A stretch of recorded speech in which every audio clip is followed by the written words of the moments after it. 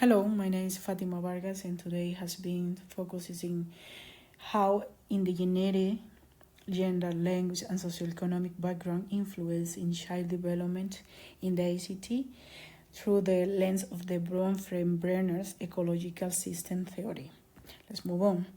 Every child begins life with unique strength, family tradition, and ways to see the world. In the ACT, this perspective is especially important. It is a small and multicultural territory located in Natnawa country where Aboriginal and terrestrial islander culture is visible and vital part of education.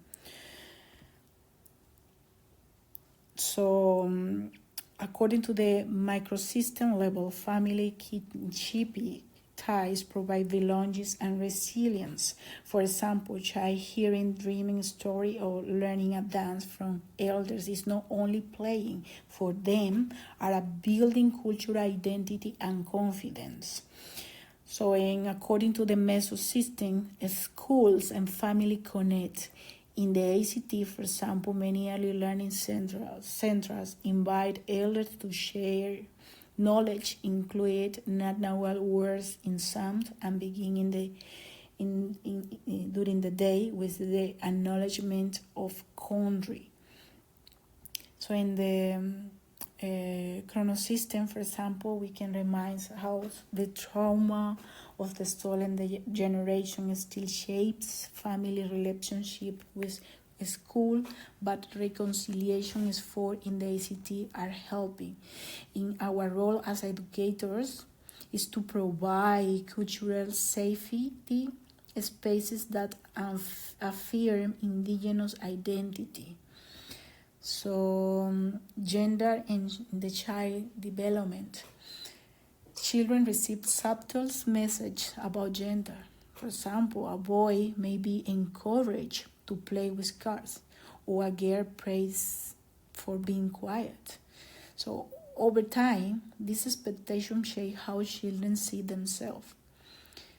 In the mesosystem, for example, highlight connection if parents promote traditions, roles, but teachers provide equal opportunities. Children may get message aligning strengths and confidence. So in the chronosystem, we can see the shift from traditional roles to inclusive approaches. So according to the National Quality Standard requires an ACT educators to provide gender-neutral play opportunities. In our role is to guide children to see gender not as a boundary but as opportunity to explore and grow. Language is much more than communication. It is identity and belonging. In the ACT, many children speak a language other than English at home, such as Mandarin, Arabic, Spanish, or Aboriginal language. The mesosystem is a strength when families and school collaborate. For example, parents sharing songs or stories in their home language enriches the classroom. And in the ecosystem, we can see how the multicultural framework 2015 to 2025 and the ICT community language school program support children to keep learning their home languages. This is a really good way how children also can identify themselves. So in our role as educators, we can embracing linguistic diversity, showing children that their voice also matter. Socioeconomic background which shapes their experiences. It is sad, but for some children, when they face hunger or stress due to the financial pressures, the financial strain can limit time and resources, but strong relations still protect children's well-being. So in ecosystem universal access program, like 15 hours free preschool, child care subsidy, but not all the children have this kind of benefit.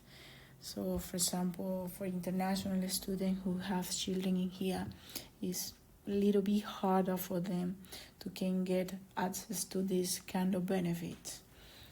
But in our role as educators, we can just working in a really important and crucial role in advocating for inclusion and ensuring that financial disadvantage does not limit children's potential.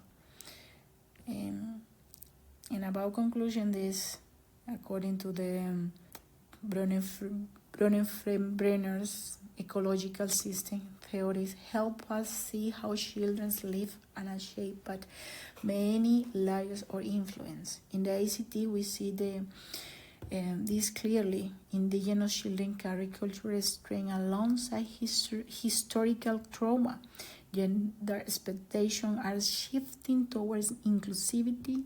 Multilingual children in rich classrooms and socio-economic background remind us of the need for equity. And as educators, we are not passive observers. We are active participants who can build inclusive environments, challenge stereotypes, and advocate for fairness. In doing so, we can help children not only adapt to the world around them, but also reimagining with courage and positivity. So thank you for listening, and see you around.